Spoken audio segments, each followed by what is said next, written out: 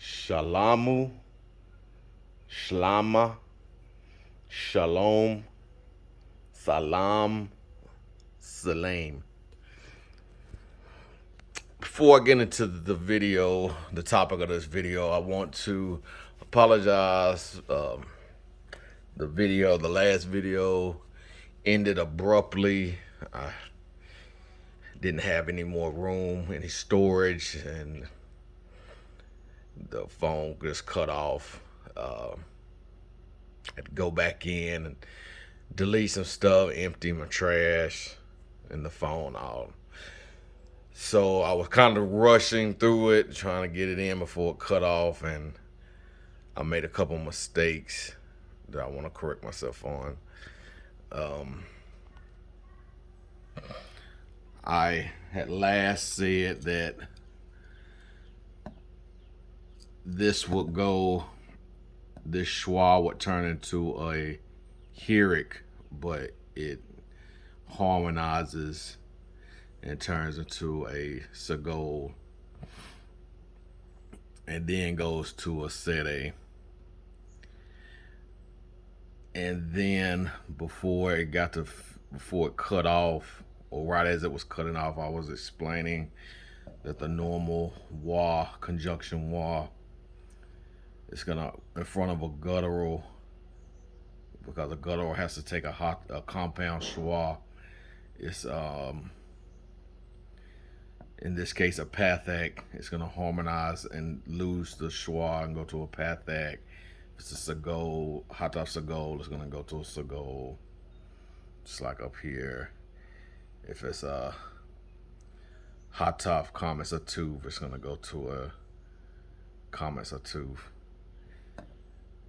In front of a yod with the schwa, because of the first rule of schwa, this was gonna go to a hirik, and then it's gonna this schwa is gonna koyes.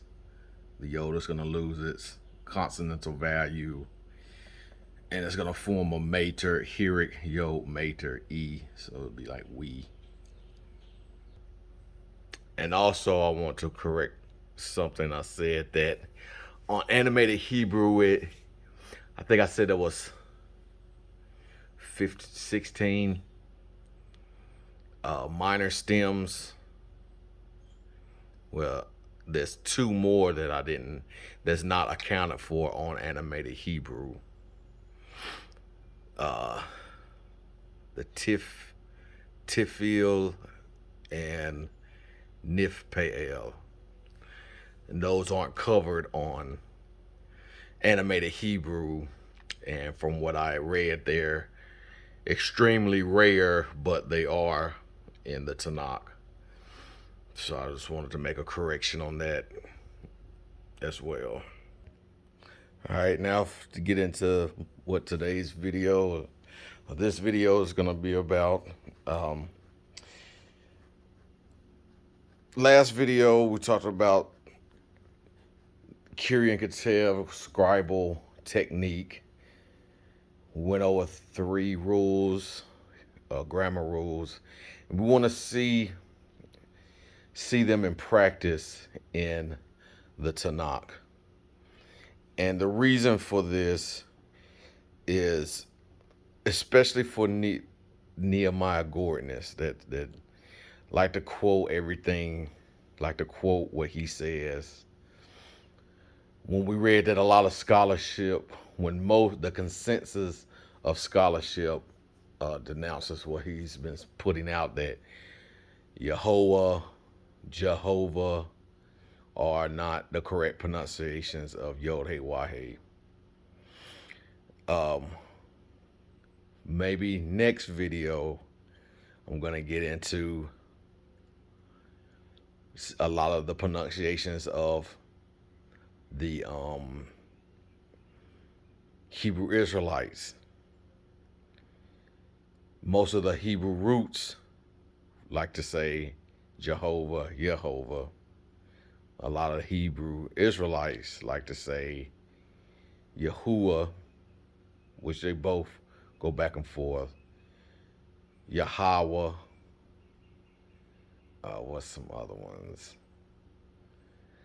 They like to put these names out, but have a completely nominal or no understanding of biblical Hebrew grammar.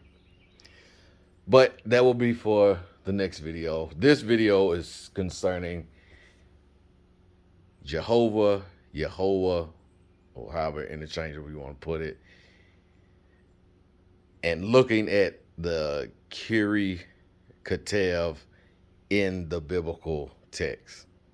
So we're gonna there's if it really is Jehovah, if the scribes really believe that the correct vocalization of Yod-Heh-Wah-Heh was Yehowah, Jehovah, then you would think they would stay consistent at pointing the text.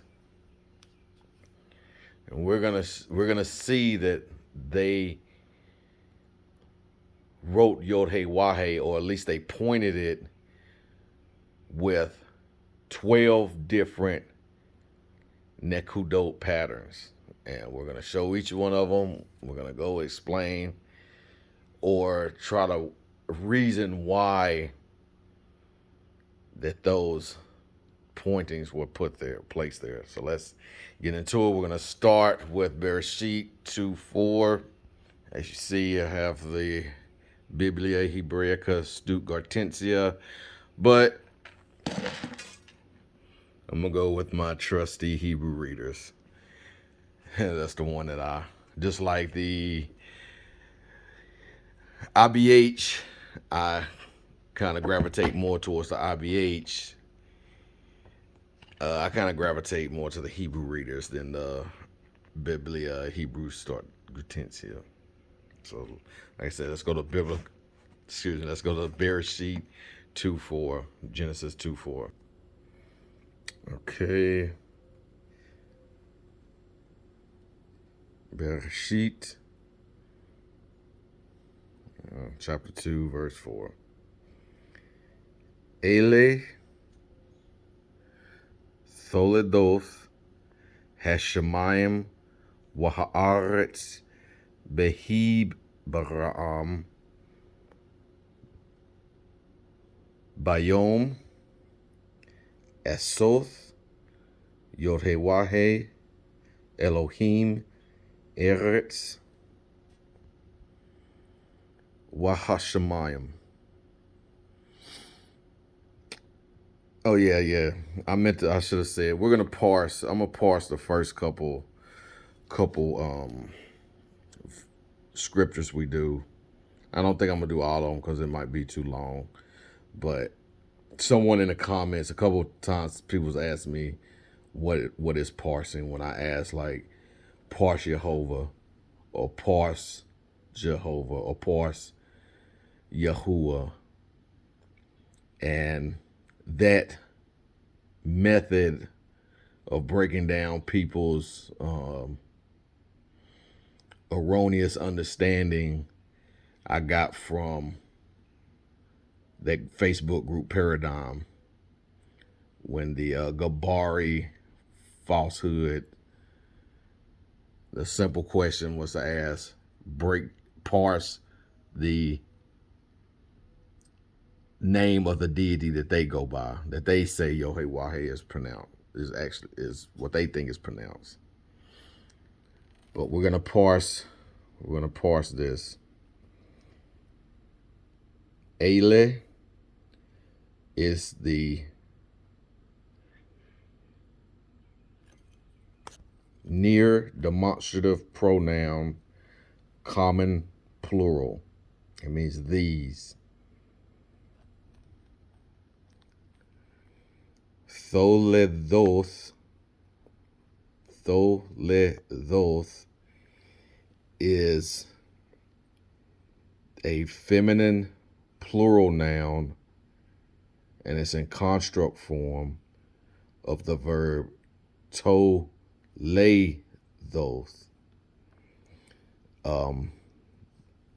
It's commonly commonly translated as histories of generations. But I believe when I looked it up in the Hallowed, it said uh, an account of what came after, that came after. Then, like I said, it's in construct form with the next noun, Hashemayim. You have the definite article, hey, indicated by the hey, pathak, and the dogish chazak in the next consonant. So it'll be hash. Then you have the masculine dual noun, shamayim. Now it's not, people may say plural, but this is actually a dual noun. The pathak, yod, hirik mem is the dual ending. So shamayim means skies, so say heavens. Oh yeah, and I wanted to say that this is construct. Like I said, this is a construct form. This is the construct. This is the absolute. The construct form, construct relationship identifies a genitive relationship. So you can use the word of to link these two together, but behind that word of, you have at least what animated Hebrew and the IBH went over, Alan P. Ross. There's 6 ways that you can think of it. I think animated Hebrew said there might be more, but it was 6 ways that Alan P. Ross went over. It was the authorship, possession, authorship, subjective, objective, attributive, and material. Ways of thinking, 6 different ways of understanding the genitive relationship of a construct form. So after Hashemayim, you have the coordinating conjunction wa.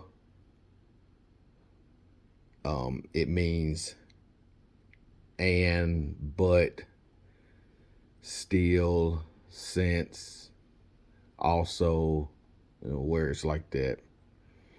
Here you have the definite article hey, just like we had right here with Hashemayim, but in front of a weak guttural, since gutturals can't double. Excuse me. Since gutturals can't double to compensate, the pathak lengthens to a comments. Then you have the feminine singular noun eretz. Now, this word, behi bara'am. This is a verb. And if you listen to my last video, you have to study verb paradigm charts. And to be able, like I said, to be able to recognize what you're looking at. You may not know what it exactly means, but at least you know you're looking at a verb and not trying to figure out what it is. So a lot of times when you come up, encounter words that you don't understand, what you need to do is start breaking it down in its parts. So what we have first here is a inseparable preposition, bait, but, and it means in, on, with, by. I think it's the width of utensil. So we're gonna take away. We understand what this is. So now we have these 5 consonants left. So I know that this mem sufit is a third masculine plural pronominal suffix, them. So we can cancel this out. So in them, on them, by them. Now these next letters, these next four, we have to find the shurish. The shurish is the root of a verb. Would it be hey, bait, resh? Maybe. But we do recognize bait, resh, olive, bara. To create, to form, to shape, produce. So let's go with bara. Now what's this hey? We gotta figure out what this hey is. With your different stems, you have different vocal keys and different visual keys. And I made a Hebrew, Charles Grabee gave you hints because he's a professor. He gave you ways to recognize stems. One way he said to recognize the nifal, if you hear I, ah, a. I, ah, a. So we have the I, we have the ah, but the a we don't have, and it might be because it's reduced to a schwa. Now, Andrew McGlurge, he said to recognize the hifil, when you identify the shurish, beit resh olive, if the first root radical has a doggish in it, and then comments below it, then you have a nifal. So with the ah, we see the doggish in the first root radical with the comments. We see that. So this is probably a nifal. So let's go to the paradigm chart for the nifal. We got the nifal. We see the I-A,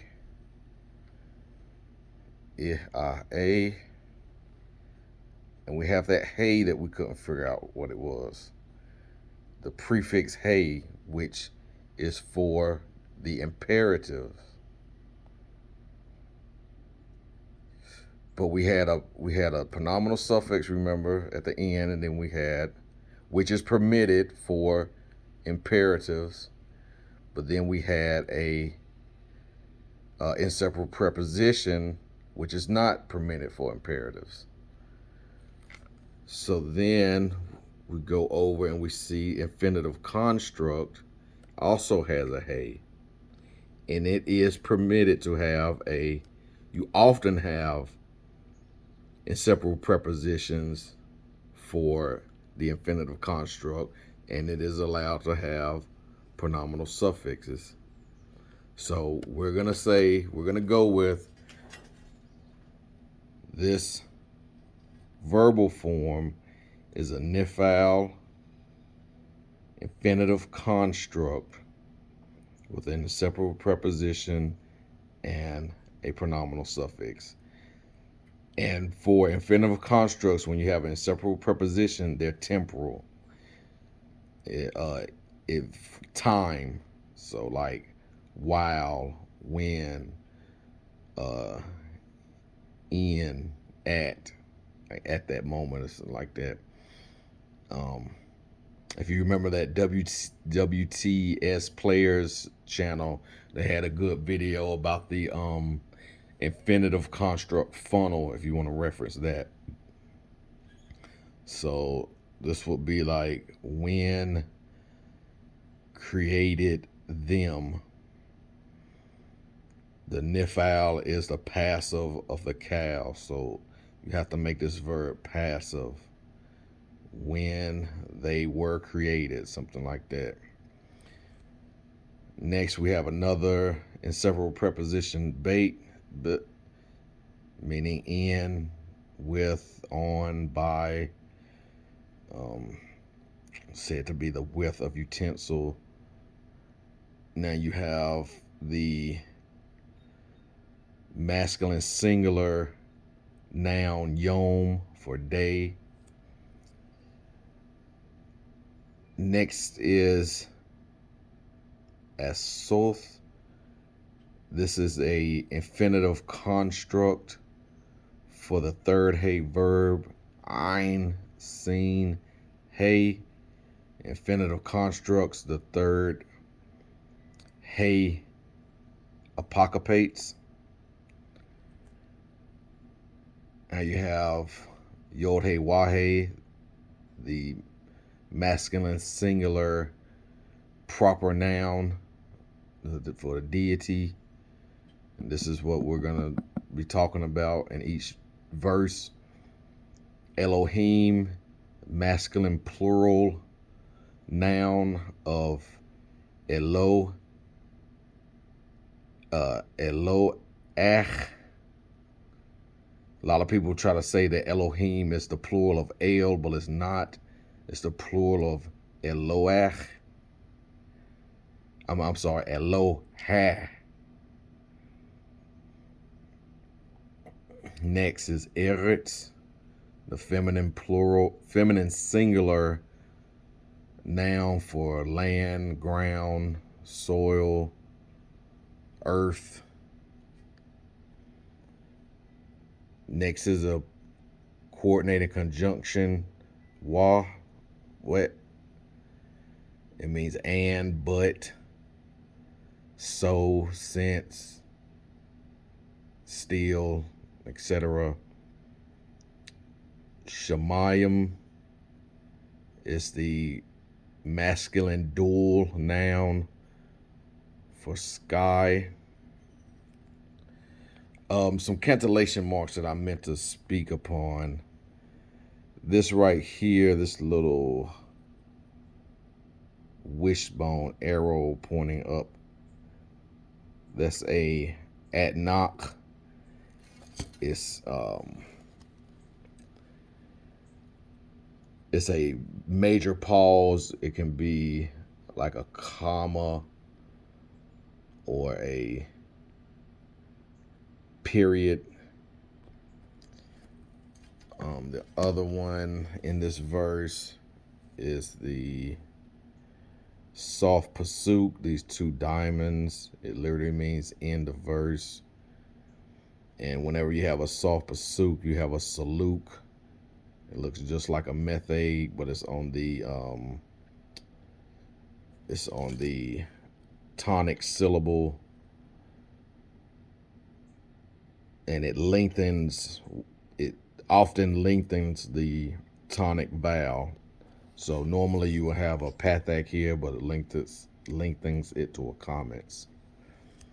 So we're gonna render this. So these, we're gonna need to supply the verb to be here. These are tholedoth, hashemayim. Remember, this is it's in construct form, so they go together. And since this is definite, this is going to be definite. If this was indefinite, if your absolute is indefinite, your construct is going to be indefinite. If your absolute is definite like this is, then your construct has to be definite as well. So these are the account of which came from the skies and the earth when created them, when they were created on day created or made, made Yehowah Elohim, earth and skies. These are the accounts of which came forth from the the skies and the earth, when on that day Yehowah Elohim created or made earth and sky. So that's a little bit of how you parse. But the subject in question is this form of Yehowah. And each verse that we go over, the ones parse and the ones we don't, we're looking at the way that the Masoretes pointed Yehowah. And in this instance, they used a schwa under the yod, nothing in the first root radical, hey, and a wa and a comments under the wa, the second root radical. So let's move over to the board and put down what we've seen from this. So Genesis 2:4, we have this form, which is in the last, when we looked on the computer on the website, the most common form that the Masoretes used. We have a schwa and a comments. This form is used in the Tanakh 5,679 times. We're gonna list if we have any inseparable prepositions, and we're gonna list the grammar rule behind the form, the Kiri Katev. And we'll see, we'll get to that whenever we get to it. So that's the first, I think that's even the first time Yehowah appears in the Tanakh by the Yahwehs. So let's go to the second way that it's been pointed. Now we're going to be in Bereshit 4:3. Wayehi miketz yamim wayabe kain mipari ha'edama mincha la Yehowah. So to parse this one, this is a preterite plus wa conversive. There's a historical reason behind calling this a predicate, and it's a predicate of the third hey verb, hey yod hey, to be. This is probably the third masculine singular. The impersonal meaning it, and this is the preterite is a pastime narrative sequence form. It pushes, it's the way they told narratives, and these push the narrative forward. Like, when you're telling a story, you may say, okay, this happened, and then this happened, so then this happened, and then those words are pushing the story forward. And that's what, in biblical Hebrew, that's what a preterite does. This is an irregular form of preterite, because usually you have the wa, the pathak, and a dagesh chazak in the next, either the yod or tau, the prefix. But since this is a, Alan P. Ross calls a coal mine letter. I've also heard of scheming levy. Sometimes when they have a schwa on it, it can lose the dagesh chazak. So this commonly was rendered as and it was, or it came to be, or then it was, stuff like that. But they say modern scholarship says you don't even have to translate this. Like, you can just know that it's setting the events coming next in the past. So next we have the preposition men. And it's acting in separate, like in a separate preposition. We have the men. Hirik and noon. The weak letter noon has assimilated into the next consonant. Men is a preposition. It means from. It also doubles as the comparative of inequality. It can mean like than, rather than, to, too, words of comparison, but of inequality. Kates, I believe it means like end, END. But let's go down here. It says number 3. Let's go down and see what it says. That's one reason why I kind of lean towards this.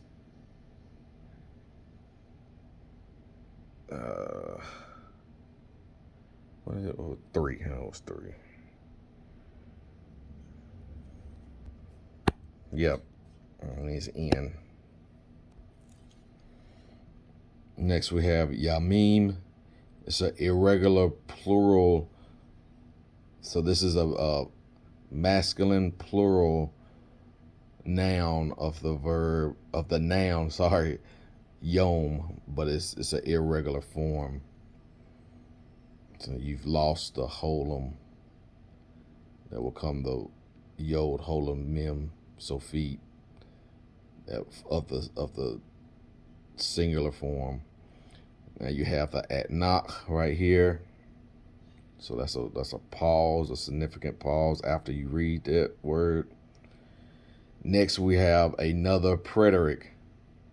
We have a preterite of the hollow verb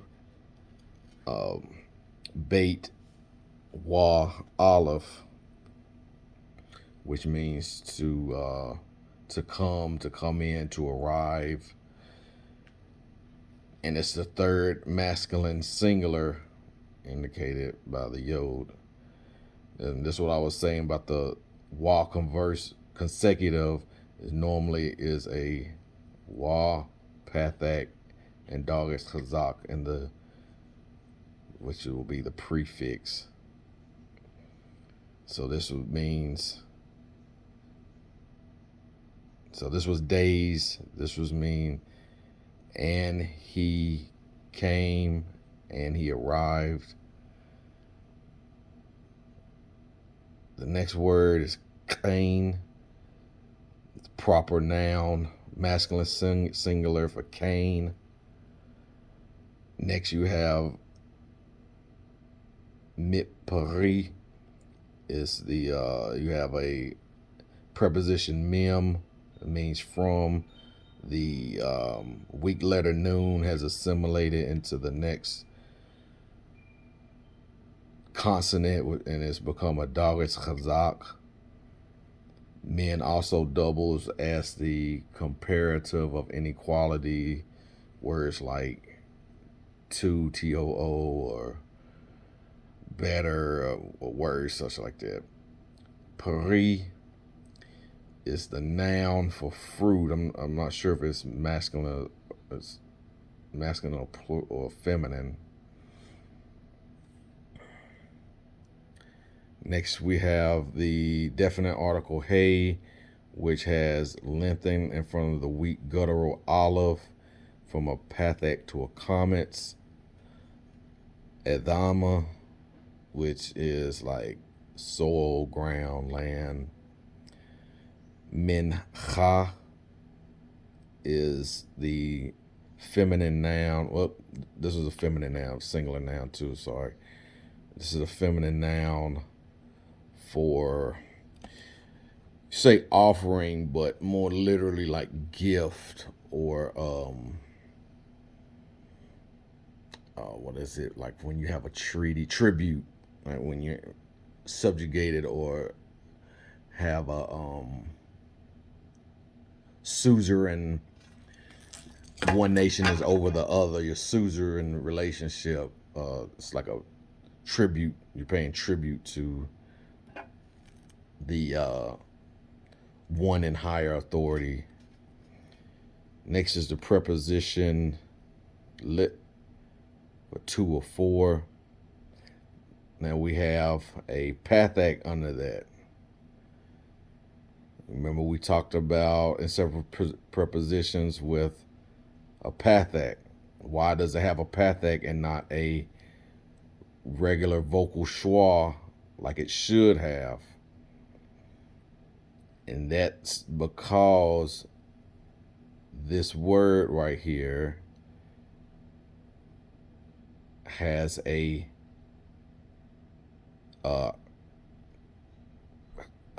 what's it called? Hataf pathak. Can't believe I couldn't think that. Hataf pathak. Under that yod, there's a hataf pathak. So at this inseparable preposition has to harmonize with it. And of course, this is Yehowah. So we're gonna render this. They say you don't have to really translate this, but it's like, and it was from the end of days, and he came. Who's the he? Came from the fruits, from fruits. This is probably in the construct form. This is probably in the construct with this. The fruits of the field, tribute to or for Yehowah. So back to the board. We looked at Genesis 4:3, Bereshit 4:3, and we saw this form. You can already see the differences. There was no schwa under the first, well, the prefix yod. All you had was that comets under the second root radical. So this is the prefix, first root radical, second root radical, third root radical. All we have for Genesis 4:3 is that yod under the second root radical. This form occurs 789 times in the Tanakh. For the inseparable preposition coordinating conjunction, you saw that there's a lamed with it with a pathak. Why is there a pathak? Because the schwa has to harmonize with the hataf pathak in the first consonant of the noun Adonai. Remember, that was, I believe, the second rule of schwa. So we have these 2 verses so far. All right, next we're going to go to the Deuteronomistic school. Let's see what's used in there. LA had the Devarim, Deuteronomy. Let's go to 3, verse 3:24, I believe. Yes, so Adonai Yehowah Eta Hechilotha Leher Oth Eth Abdecha Eth God Lecha We Eth Yadecha Ha Chazakah Esher Miel Bashamayim Ubaaretz Esher Ya'aseh Kamat Asecha Wechig Burothecha. All right, we're going to start. First word is Adonai. It comes from the masculine singular Adon, which means master or lords. This is the plural form with a 1cs pronominal suffix. My lords, Yehowah, proper noun, masculine singular for deity. Atah is the second masculine singular. IPP was independent personal pronoun for you, speaking to a male. Hachilotha. This one was a little tricky for me, but because I studied paradigm charts, it came back to me what this was. I mean, it took me a little minute to kind of think of what it was, but this is a geminate verb. And geminates add this Yehowah helping vowel for the second person switch, which Charles Grabee has coined. When you go down your paradigm chart, well, let's look. All right, these are your geminates. We're in the cow, but we got your other ones. And you have your masculine, third masculine singular, third feminine singular, sabab or sab, sababa or sabah. But once you go to the second person and first person, you get this helping vowel, this holomwa, sabotha, sabothi. Now we're back at the third person common plural, and you don't have that helping vowel. It goes back to you see your geminate again, your double two consonants, your second root radical and third root radical, which are the same, sababu or sabbu. So that's one reason why when you go through your paradigm charts, you need to constantly go over them and you need to say them out loud so you can have that oral or phonological memory, those cues. Because I could not remember what that was, but it's the Hifil. I hope in them other ones I was doing the stem. I don't think I was.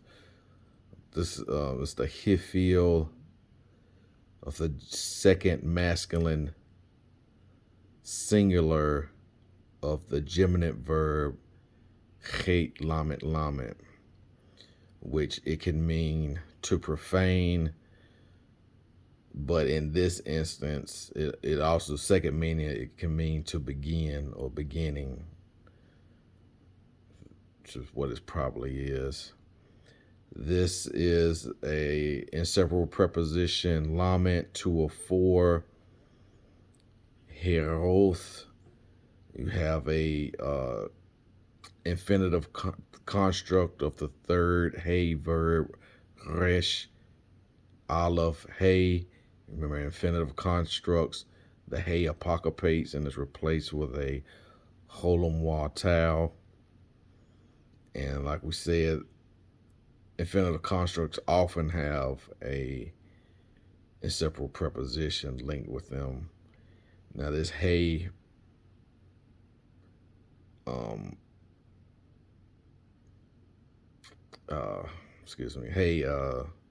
Pathak is probably Hifil. You have the definite direct article.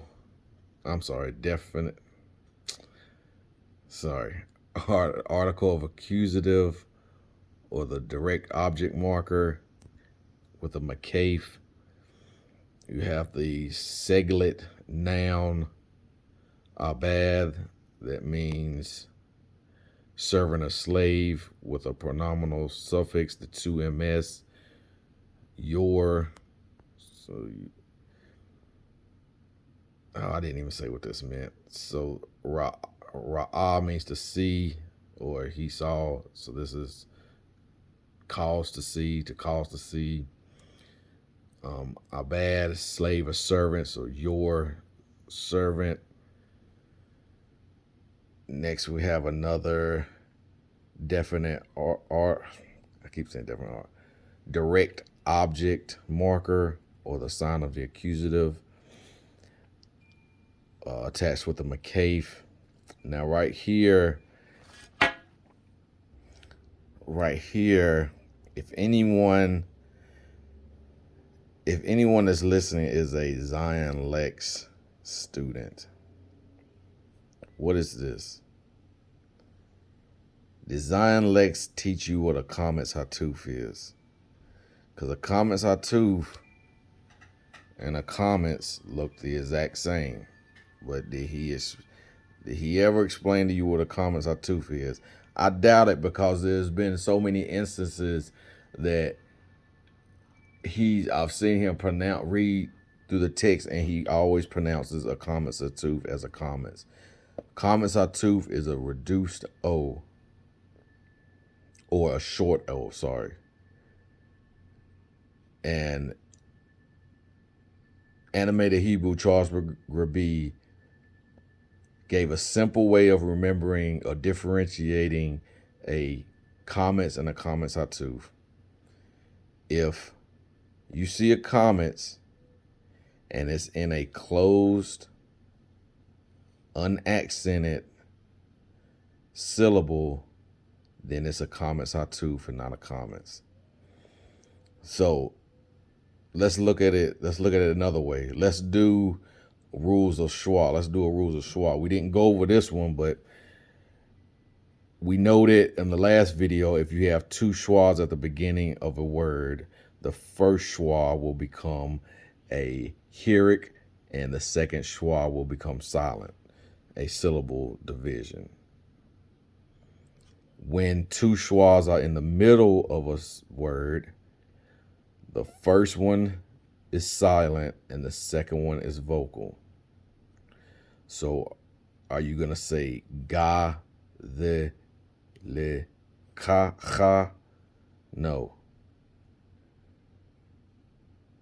Here is your stress. This cantillation mark right here, these two dots at the top, that's called a zakef katon. That's a small pause, and these cantillation marks always go on your tonic syllable, your stress syllables. So it's not here, so it's not stressed. This one, by the rule of schwa with two schwas in the middle, this one has to be silent. So you can't just be like ga, d, le, cha. No, go, le, cha. So Zion Lex students, you just learned something. Zion Lex does not know at all. He claims to be a Hebrew scholar. He doesn't know what a Kametz Hatuf is. So this is the noun Godel, which means greatness. The second masculine singular, pronominal suffix yor. We have a coordinating conjunction, and, but, so, since, etc. Have a definite object marker or sign of accusative with a makaf. Right here we have the feminine singular noun yad, which means hand. Feminine because body parts are feminine in Hebrew. Mostly all the body parts are feminine. And you have a second masculine singular pronominal suffix your. So your hand, your power. I'm sorry, this one was like your greatness. This one's like your servant. And when I was going over this, I was thinking, is this a Hifil verb or the verb Chet Zion Kof? But I believe this is an adjective. It's like we said, I believe this is a attributive adjective because attributive adjective, they come after the verb, after the noun, and they have to agree with the noun in definite status and number, like singular, plural, and gender, male or female. So it does all three. It's definite. You have definite article because of the pronominal suffix. Yod is feminine and singular, and you have the feminine indicator, the comments hey, and the singular. It's not like oat. You have the atnak, which is a major pause. It can be like a comma or a period. The relative pronoun asher. Asher can mean a few different things. It can be who, whom, which, that, words like that. It all depends on the noun that's after it. Mi'el, you have an interrogative me, which means who. It's attached with the makaf. El, it can be some people like Hebraically as power or God. It's also the name of a deity, El. You can see in onomastics that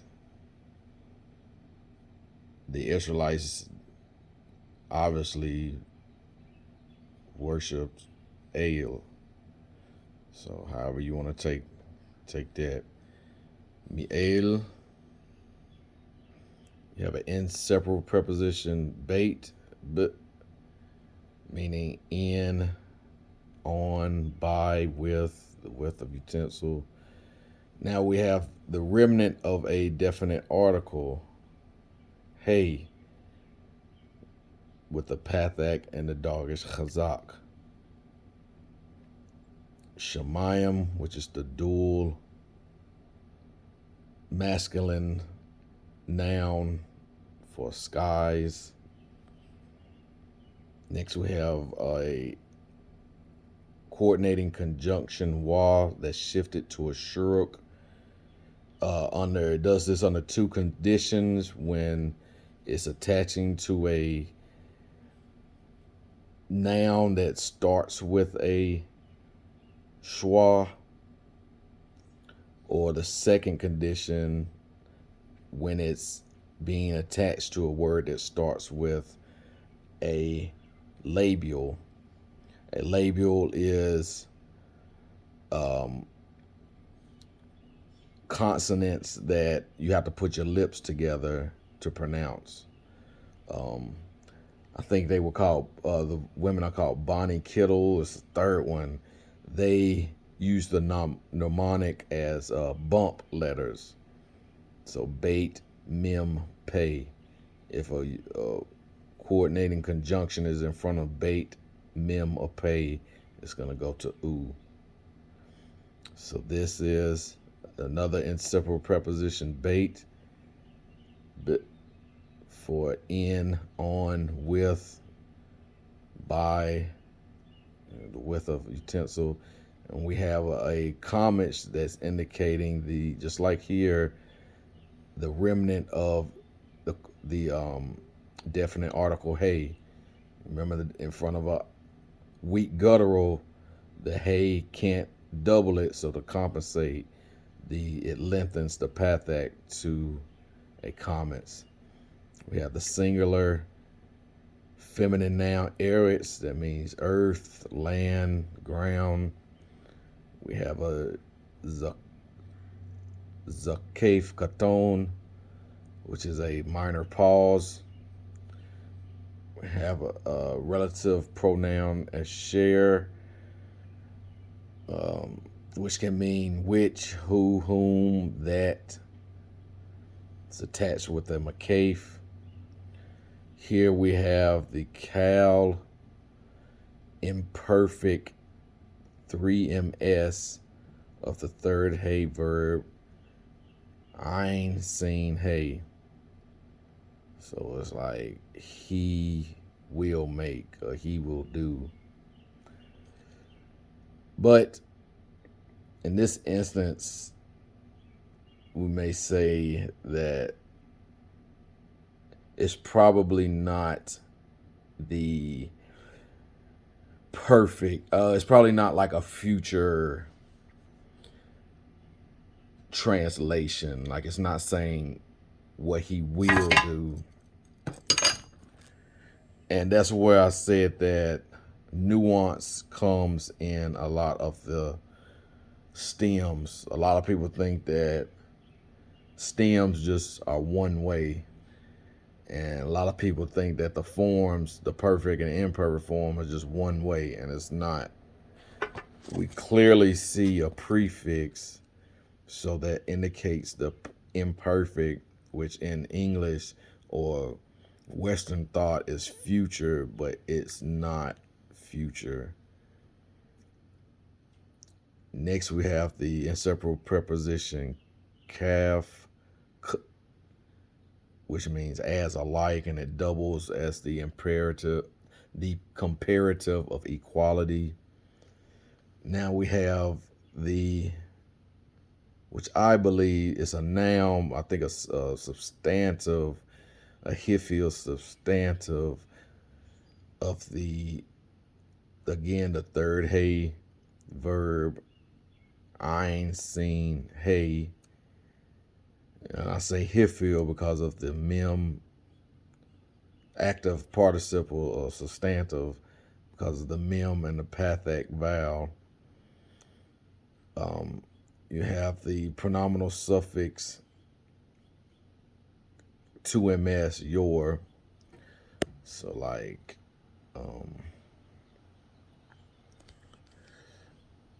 and I want to say one thing, like I said, this is a third hey, but a third hey, some people call them a third yod for a couple reasons. In some conjugations, in some Hebrew conjugations, the hey apocopates and is replaced with a yod. And then some of these same verbs in other Shemitic languages, instead of having a hey, they have a yod. So some scholars, it's maybe like a scholarly consensus that yod may have been originally there instead of the hey. Now we have another coordinating conjunction, and, but, so, since, etc. We have the inseparable preposition kaf, meaning as or like. It doubles as the comparative of equality. Now we have the feminine plural noun giburoth,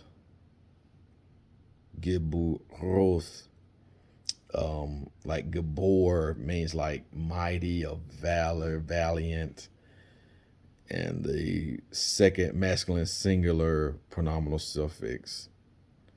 So to put it together, it's kind of long, but my Lord Adonai, you began to show what? Or to show who? Your servant. What he showed your servant? Your greatness and your strong hand, a strong power. To whom, maybe, to who is, we're going to supply the verb to be, to who is El in the sky and in the earth, which he did or which has done as your works or your work and your mightiness or your valiantness. So let's go up to what's in question right here. The Yehowah. You have the Yod with the Shwa, and a Hirik. It was, you remember, it's been, the last two were comments. But it's in proximity of Adonai. So if, remember in the last video, they said that we seen that by multiple sources that the scribes, if Yod-Heh-Wah-Heh was beside Adonai, instead of writing Adonai, Adonai, they will put Elohim. Now, if you don't remember, Elohim is spelled with a Sagol, Hataf Sagol, a Cholam, and a Hirik Yod. So here's the Hirik of Elohim. Transition to the board. We just read Deuteronomy 3:24. This was the form that was used. It's the two other forms of a Hirik, a Shwa, and a Hirik. And that form is used 269 times in the Tanakh. Now we're going to go back to the next form. We're going to go to Bereshit 3:14. A lot of people probably have this memorized. Vayomer Yod-Heh-Wah-Heh Elohim El Hanachash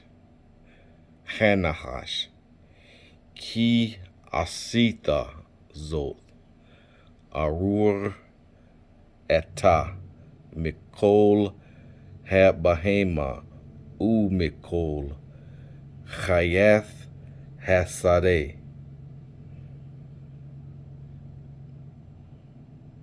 Sorry. Al Gechonecha Solech Wa'afar Tochal Kol Yamei Chayecha. All right, this is a Cal preterite plus wa conversive of the first aleph verb, aleph, mem, resh. So 3 ms of the verb to say. So it's like, and he said. Who is the he? Yod-Heh-Wah-Heh. Elohim is the masculine plural noun of the verb Eloach. Eloach. El is the preposition to or towards. You have a definite article hey indicated by the hey, pathak, and dogish chazak. You have the noun, I'm going to say it's masculine singular noun, nachash, which means snake.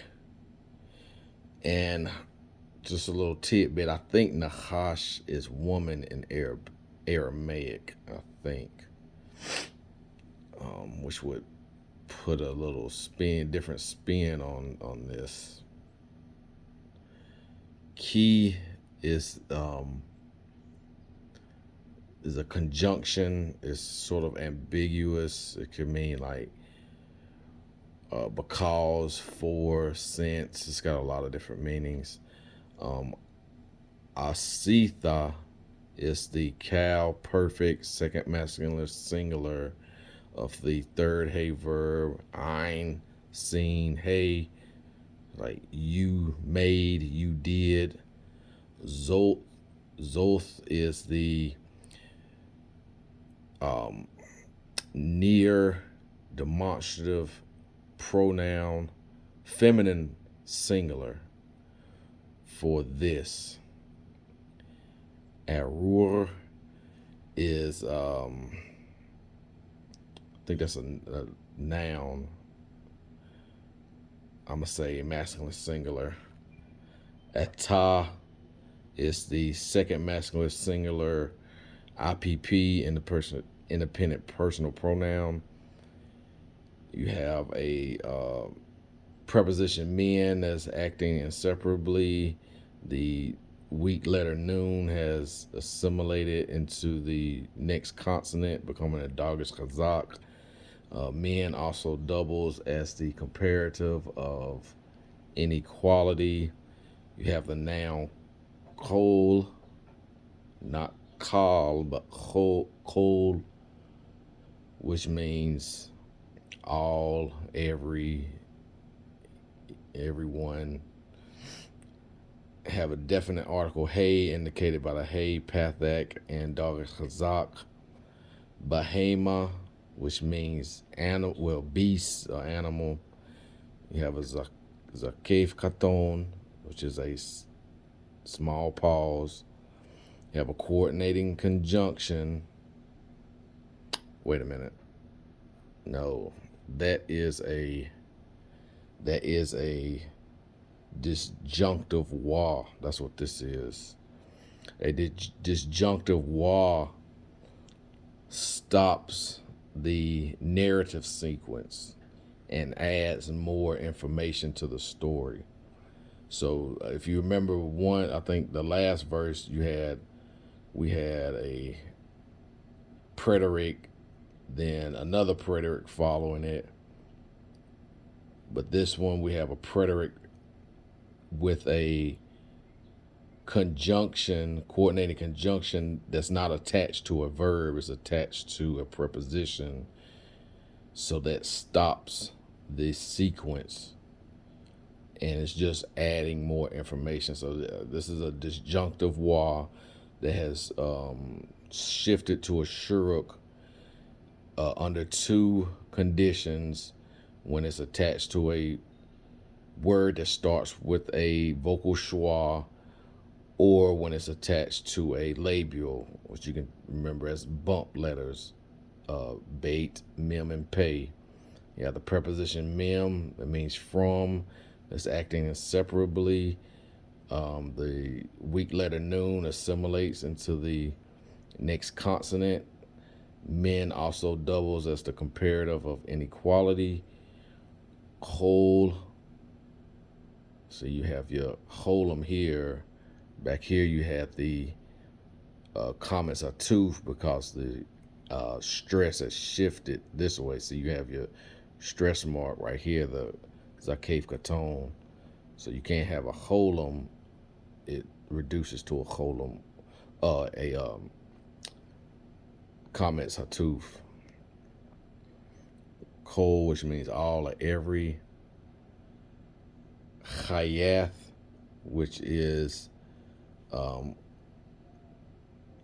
chaya, or chaya in construct form, like living creatures. It's in construct form with ha sadeh. You have a definite article indicated by the hey, pathak, and dogish chazak. So it means the. Sadeh is a feminine noun for field. Right here you have the atnak, the little arrow pointing upwards, which is a major pause, like a comma or a period in some cases.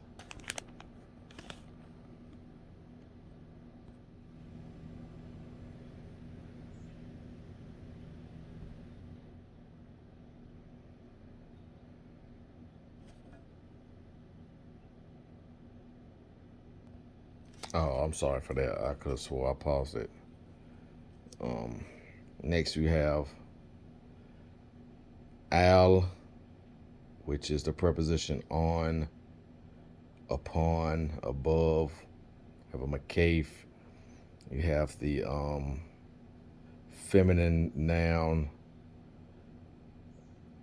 gahon, I'm gonna say, which means stomach or belly, and the second masculine singular pronominal suffix. We have the cal, imperfect, 2ms verb, telech, from the first hey verb, hey lamet, kof, sofit. You have a zakef katon right here. It's a small pause. So this is you will go. You have a coordinating conjunction wa, and, but, since. You have the masculine singular noun afar for dust. Right here you have the cal, imperfect, second masculine singular of the first aleph verb, aleph, kaf, lamet, to eat or to devour, to consume. So you will consume. We have kol, the noun for all, every. It's in a construct form. You can see the makaf. Yameh is a construct form of the masculine plural noun, yamim. So yameh. Chayecha is the noun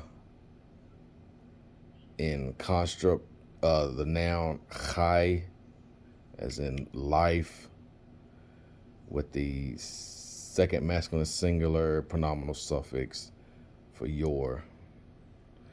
So to translate it, and you will eat. No, I'm still, what am I talking about? I'm still thinking about down here. Wayomer, and you will, and he said, who is the he, Yehowah, Elohim, to the serpent, because of for you did this, cursed or banished you from all the animals or beasts and all the living the field. On your stomach you will go, and dust you will eat all. Let's see, all the days of your life. So we just read Bereshit 3:14. This was the form that they used. You had a hirik for the prefix, a holum above the first root radical, and a comments under the second root radical. 4 different pointings so far. Now we're going to go to the book of Kings, Melachim, Aleph Beit. We're going to go to 2:26. Let's see.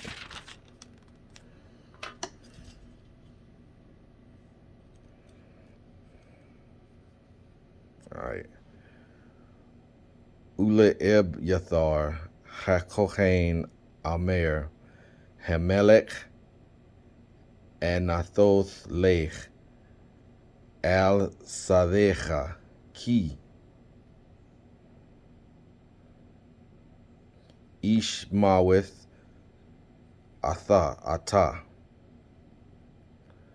Ubayom Hazeh, Lo Amithecha, Ki Nasata, Eth Aaron Adonai Yehowah Lifnei David Abi Wechi Hith Anitha Bechol Asher Hith Ana Abi.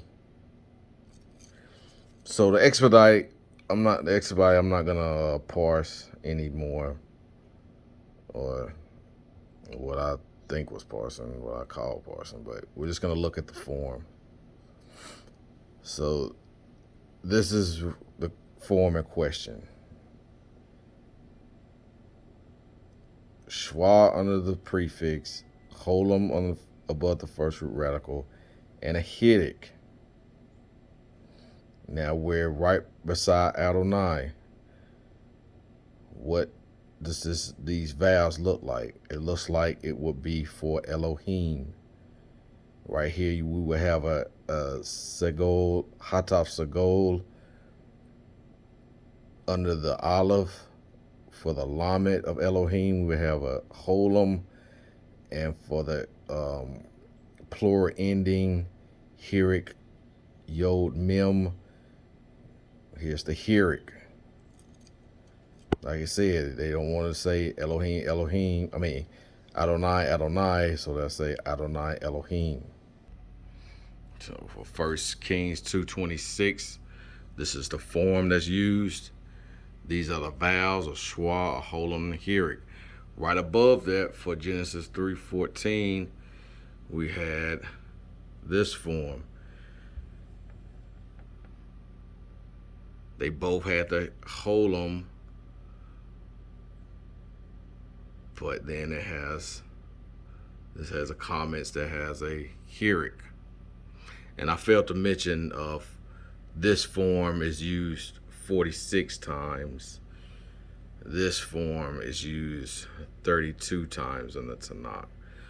So we have 5 different forms so far. Now we're going to go to Genesis 18, verse 17. Wat Yehowah Amar Ha Mekase Ani Me Abraham Asher Ani Osei. So now this is the form that we're going to look at. We have a coordinated conjunction that instead of the schwa, it has a pathak. Why doesn't it have that simple schwa? Why is it a pathak? It's because this is Adonai. The vowels here are Adonai. All right, so we got Genesis 18:17. We have these vowels. No prefix vowel. A holum for the first root radical, and a comments under the second root radical. This appears 6 times in the Tanakh. I have 6 different patterns that the scribes have used so far. Next, we're going to go to Habakkuk 3:19. Sorry, I should have pronounced it Habakkuk.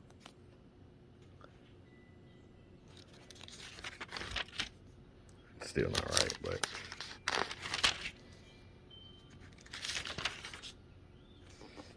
3:19.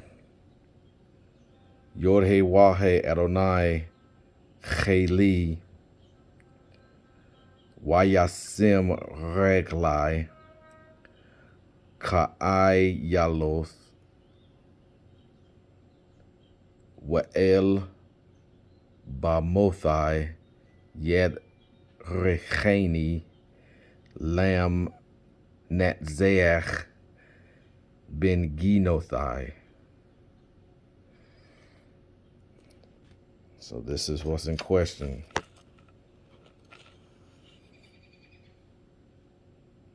The Nakudot for Yehowah. All right, for that verse, this is the form we have. There's nothing under the first root radical, nothing for the second root radical, and the third root radical is a heretic. So all it has is one vowel. Just like this one. They don't have one vowel, but it's a comments. And this occurs one time. I guess that's the only time it occurs. I actually skipped one, Genesis 15:2, so we're going to go to that real quick. Genesis 15:2. Vayomer Abraham Adonai Yehowah Matitenli We'anochi Cholech Ariri Uben Meshek Bethi Hu Damashek Eliezer. So this is in question. We have these Adonai right beside Yehowah. So what do you think it's gonna be? Elohim. We clearly see the Hataf Sagol, the same vowel that's used for Elohim, and the Hirik that will be for the masculine plural ending. So Genesis 15:2, this is the form. Under the first root radical, under the prefix, you have this Hataf Sagol. And then under the second root radical, you have a heretic. This occurs twice in the scriptures. Next is Zechariah 6:12. What Amerta Elau Lemor. Ko Amer Yehowah Tzbeoth Lemor. Hine Ish Zemech Shemo Umiktechtal Yitzmach Ubana Eth Chechal Yehowah. All right, so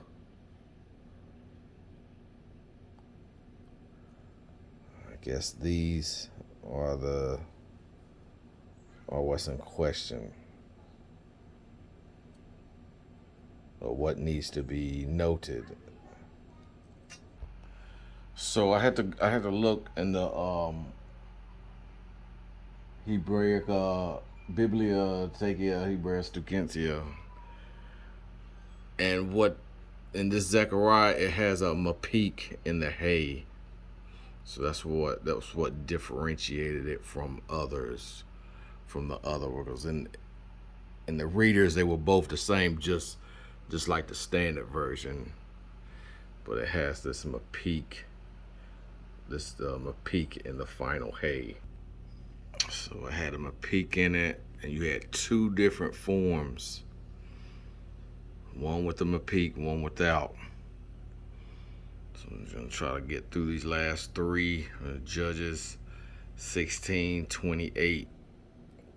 Judges 16, Shoftim 28.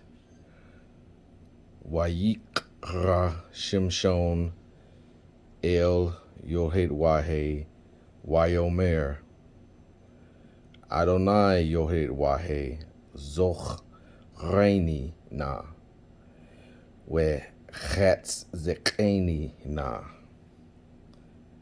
Ach Hapaam Hazeh Ha Elohim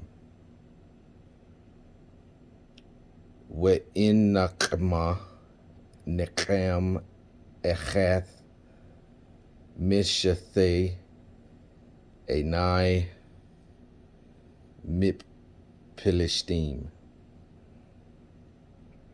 So we have this form, and we also have this form, two different forms. So in Judges 16:28, we have this form, the exact same vowels for Elohim. Hataf Sagol, Cholam, Hirik for the Hirik Yod Mem Sophit masculine plural ending. In that verse, we have two different forms of Yehowah, and this is the only occurrence of that one. Next, we're going to go to Telahim. The last two are Telahim 144:15 and Telahim 68:21. Telahim 144 and verse 15. Ashrei ha'am shekacha lo. Ashrei ha'am shet Adonai Elohai. So you have this inseparable. This is the inseparable preposition, the short form of Asher, the relative pronoun. But under the Yod, you have Hataf Pathak, just like Adonai. So for Psalms 144:15. Oh, I didn't even write the. There we go. You have the Hataf Pathak under the prefix Yod, comments on the second radical. That's the only occurrence of this. It has the inseparable preposition, the short form of Asher, the Shet, and that's what it would look like. The last verse is Psalm 68:21. All right, we're at Psalms 68 Tehillim 21. Ha'el lanu el lemoshaoth Witle Adonai, or I shouldn't say that. Witle Yodhewahe Adonai Lam Mawith Tot Zaoth. I think I pronounced this wrong. Le Moshaoth. Yeah. Let me do that one more time. Ha'el lanu el le Moshaoth Wet le Adon Yodhewahe Adonai Lam Mawith Tot Zaoth. So this is the form we're looking at. So that's the verse. Here's the form. All we had was a Hirik. I believe we've had that before in Habakkuk. But what makes this one different, it only occurs once, so what makes it different, you have the coordinating conjunction and a inseparable preposition that has a lengthening sere under it. And why is that? Because it's Elohim, where the Hataf Sagol has coalesced. Let me go through the steps. The inseparable preposition Shwa has harmonized with the Hataf Sagol, and the vowel under the inseparable preposition lamed becomes a sagol. Then the aleph quiesces and loses consonantal value. Then the sagol of the inseparable preposition lamed has lengthened to a sere. Lelohim. Welelohim.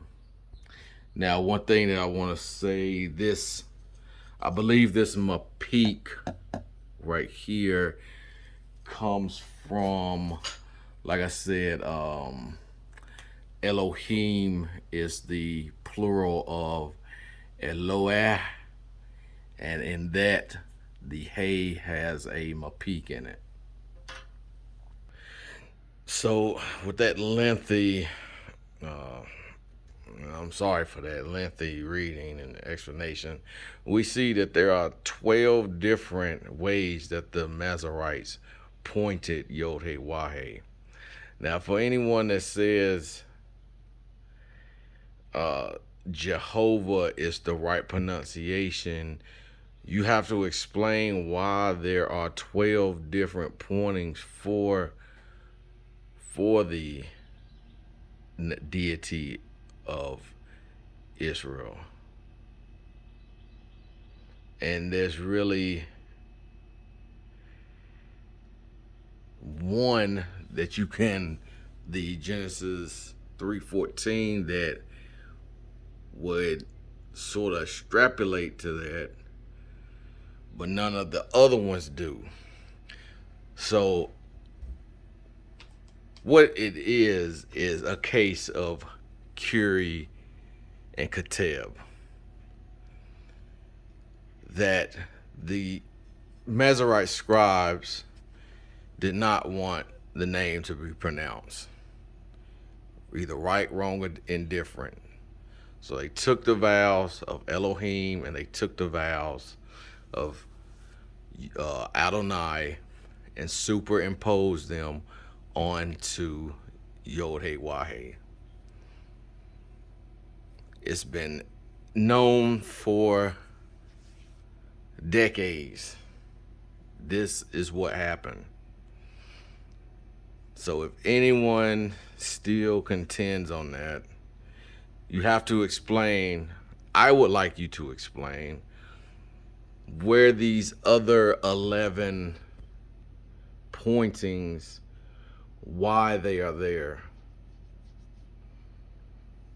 If you still think that what this, so Yehowah, if you think that's correct, why did they point it 11 other different ways? And even in some verses, they have 2 different pointings. And when it's beside Adonai, is pointed a certain way. I would like to know. Convince me, change my mind. But it seems the evidence shows that it is a case of Curie and Kateb, especially once you know the grammar rules when it's connected, when Yehowah is connected to an inseparable preposition or the coordinated conjunction. The rules line up. So I'm sorry for being so long, but I'm trying to make another video. Like I say, my next one will try to be soon, and it's gonna be focused on Yehowah.